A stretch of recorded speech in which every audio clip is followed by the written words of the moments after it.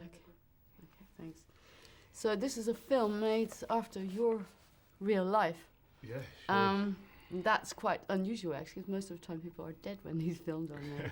So people keep telling me, but sure I'm alive. I'm standing in front You're of you. very much alive, thank God. What was it like for you seeing the film? Let's start with that.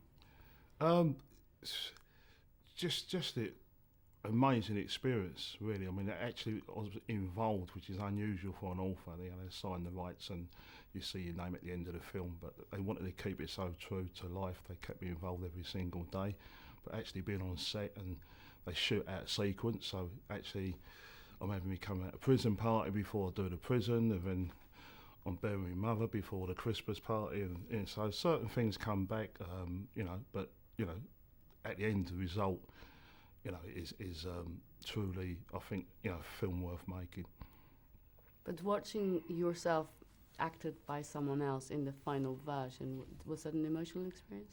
Yeah, I mean, it's just awesome. The talent it's got me so interested.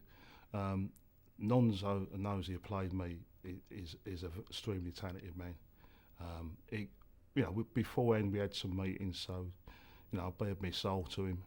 He's like a sponge; he soaks it all up.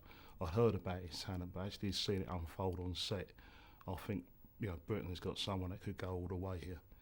He done me proud. In the set, we had people that knew me personally. 3 generations of people that knew me, and I remember one of my wife's friends come up to me and said, if he says one more word before I could say who, she screamed. She meant Nonso, where he got me so right. He certainly, I hope he makes a name for himself for playing Cass, because he got me to a T. He done his profession proud, and it made me proud, feeling it was my story that might have inspired, you know what I mean? Him to that performance, So, yeah, I think there'll always be a personal moment between me and him, especially on a set. He had calling out a Cass, and we both kept turning around, Who, me? Him? I know. Did you work a little bit with the young actor that played you as well? Do you know the younger Yeah, boy? yeah. I'm a young guy. To go back to, I said I'll never go back to that town. You sit or bury your past, don't you?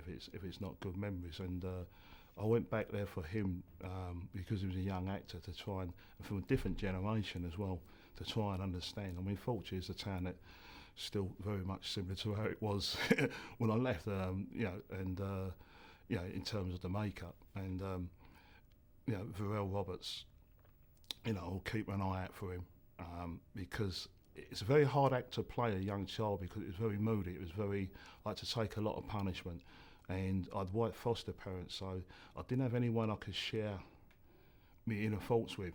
So I become a very deep person. To actually get that on film, I thought that'd be very difficult. So I was so impressed with his sullenness, his moody face, his deepness, and he got the old deal. I mean, the age he is, he could be immense talent in years to come. You just watch out the role of Vera Roberts. He plays the 10-year-old Cass in the film, and to get that mood as a child, because a lot of kids out there, they don't tell their parents what's going on, particularly with bullying, and it's very hard for a parent to see the signs, and he really delivers. It just shows that the casting and the cast in this crew could be exceptional. I think so. So the story about how you actually met the director completely in a different place, and then told I mean, that is a story. There's always a story behind me. Don't worry about it. It's just, we actually met on Green Street, but never had a chance to talk, because he was a producer on there, and I was a consultant that was in and out.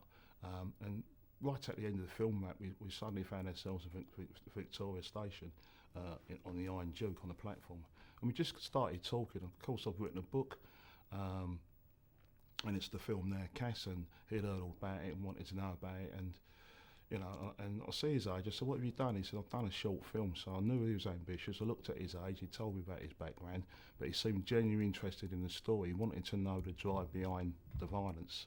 Now, we've just been making a film, quite a successful film, Green Street. So that should have satisfied all his ambitions there. But I see something different here. He wanted to know the story. He thought the story could have been told in a different way. So I didn't need thinking about it twice. I didn't have the book on me, so I quickly went to the toilet, And in the Iron Duke, you got a back door. Went out the back door, ran a concourse into W.H. Smith, bought my own book, come back through the toilet, come in. So there's your book signed. You know what I mean? Hour later, he's on the train. 2 chapters in, he's ringing me saying this has got to be a film. You know, I said, well, you know, I've heard people say it before. I said, listen, give me a shout when you've read the book. You know what I mean? And 2 days later, he's rung me. He said, I told you, this has got to be a film. And that's the story, how it all started, you know. What I found really interesting is that you know, in the production note, you said that you always thought of your life as a movie. Can you tell me a little bit more about that? I've always wondered I've had so many ups and downs, and it's just I've never seemed to have the average person's luck. But I've had good luck and bad luck. I'm going to give you an example. You know, I was unlucky to be shot, but I was lucky to be alive. You know what I mean? You know what I mean? So I've always had the streams of both ends. So I've always seen myself as a story, and I always felt I had the book as my life story. When I approached with publisher John Blake, you know, the first time we met to get the book deal, his words were, "Your life reads like a Hollywood movie," you know, and you know, it's a hard thing getting a book into a film. Only 1 in 20 make it over every 20 that signed up. You know what I mean? So, you know, I'm really sort of not surprised at the film, yeah, but really sort of grateful that the right person has made my film to give it justice, you know, and to take it to a wider audience. I think it's, you know, it's got a chance of making a real impact. And I wrote the book for myself to sort of discover, you know, why I landed in such a mess of my life. And I actually wrote it from inside prison on a 23-hour bang-up, so when you got time to think, I knew, I was a young man, I knew when I left prison, the gang would be waiting for me. I didn't know what other opportunity was there for me, but I knew I had to tell it in writing. And so, you know, I've always wanted to write a book, and once I'd done that ambition, I always, you know, thought people had said it's a movie, and it's just a matter of finding the right person that could see the story. And you know, the bonus for me is I asked every actor why they want to make the film. Is it the money? Is it because it's a job? What you see in it? You know what I mean? And I was pleasantly surprised. You know, every actor said it's the script, the story. We're in it for the story.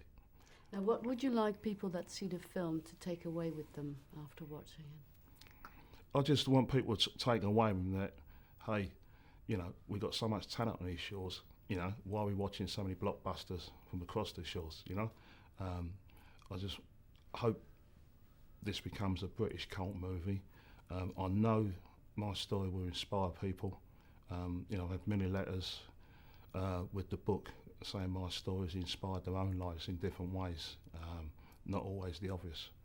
And I know with the film, it's going to reach a wide audience out there. And also I hope that,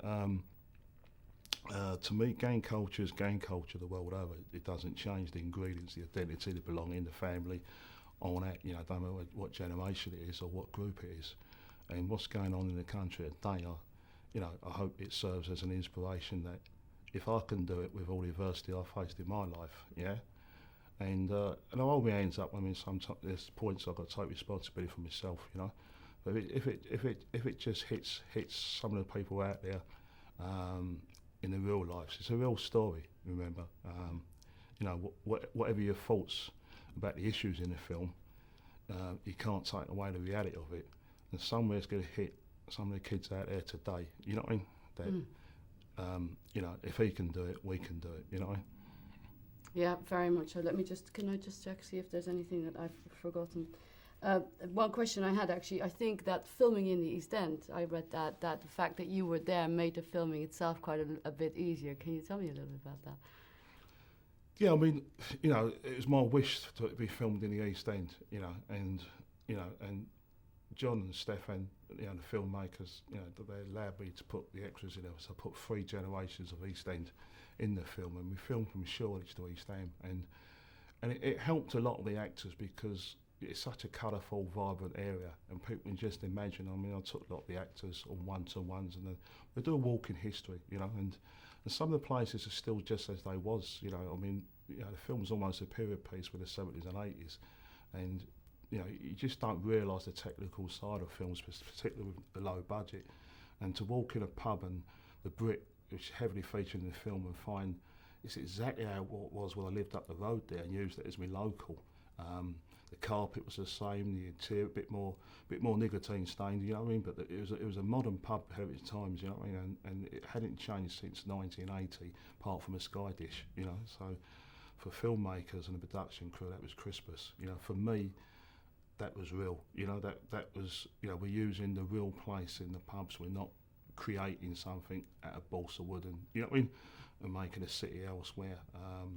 So, and it's very easy to take the actors into that world when you're actually walking those streets and walking certain neighbourhoods. You know, the people change, but the neighbourhood doesn't. You know what I mean? And it's full of character, the East End, and you know that was important.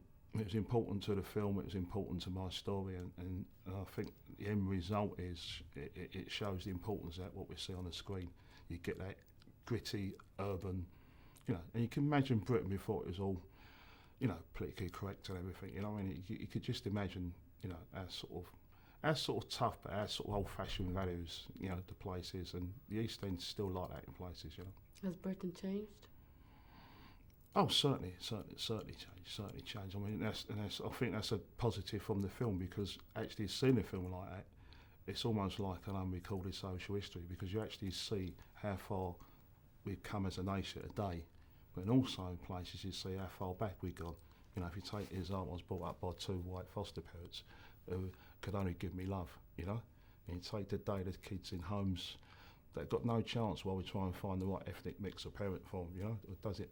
So, you know, there's a lot of social issues. I think the film will be more than just entertainment. I think the film will cause debates in different areas. I agree. Thank you so much. Thank you.